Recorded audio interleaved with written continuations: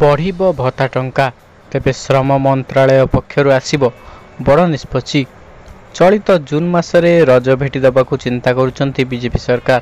ତେବେ ବୁଢ଼ାବୁଢ଼ୀମାନଙ୍କୁ 3,000 ଟଙ୍କା ଭତ୍ତା ଦେବା ପାଇଁ ବିଜେପି ସରକାର ଏଥର ଚିନ୍ତା କରୁଛନ୍ତି।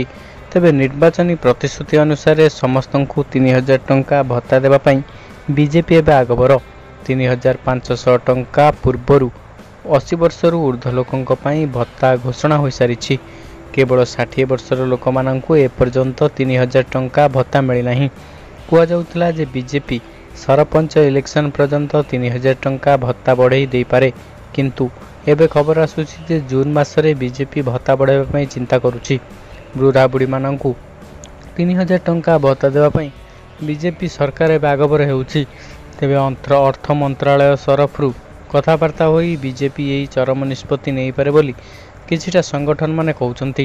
ସେପଟେ ବୃଦ୍ଧମାନଙ୍କର ଆକ୍ରୋଶର ଶିକାର ହୋଇ ବିଜେପି ନେତାମାନେ ମୁହଁ ଖୋଲିବା ଆରମ୍ଭ କଲେଣି ଏବଂ କହିଲେଣି ଖୁବ୍ ଶୀଘ୍ର ଭତ୍ତା ଟଙ୍କାକୁ 3,000 ଟଙ୍କା ପର୍ଯ୍ୟନ୍ତ ବୃଦ୍ଧି କରାଇ ଦିଆଯିବ।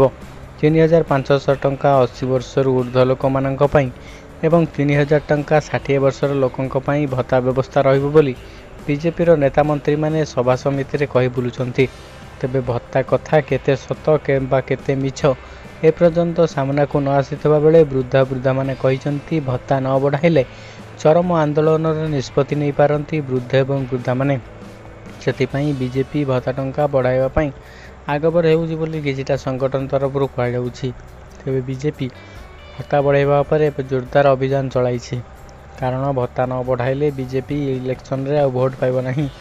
ଏବେ ଇଲେକ୍ସନରେ ବିଜେପି ଭୋଟ୍ ନ ପାଇଲେ ଭତ୍ତା ଜୁମଲା ଖତମ ହୋଇଯିବ ବୋଲି ବହୁତ ଲୋକମାନେ ମଧ୍ୟ କହି ବୁଲୁଛନ୍ତି।